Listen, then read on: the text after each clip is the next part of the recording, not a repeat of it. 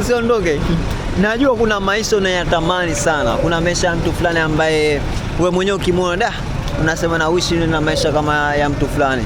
Labda na gari kali, labda na maisha mazuri, labda na familia nzuri, labda na vitu vizuri. Guys, 90% ya watu ambao sasa hivi unawaona wana maisha mazuri ni watu ambao wamestruggle. Ni watu ambao wana vitu vingi ambavyo wamevificha kwenye mioyo yao. Na wewe mwenyewe ingekuwa ndo yeye, aidha kuwa usingefika hapo alipo au ungekata tamaa kwenye hivyo vitu ambavyo yeye amepitia. Achana na mambo ya masharti. Najua utakuwa unafikiria si masharti. Achana akili za masharti. Vitu ambavyo watu wanakutana navyo.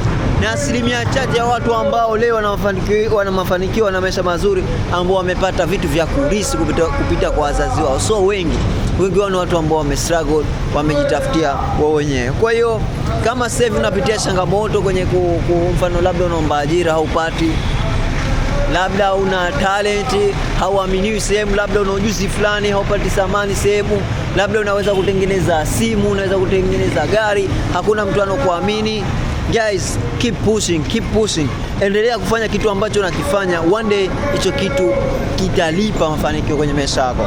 Hakuna mafanikio ambayo yamekuja kirahisi.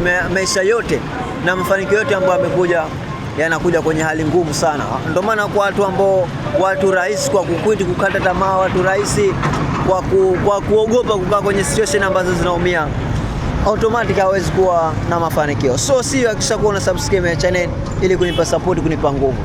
Let's go.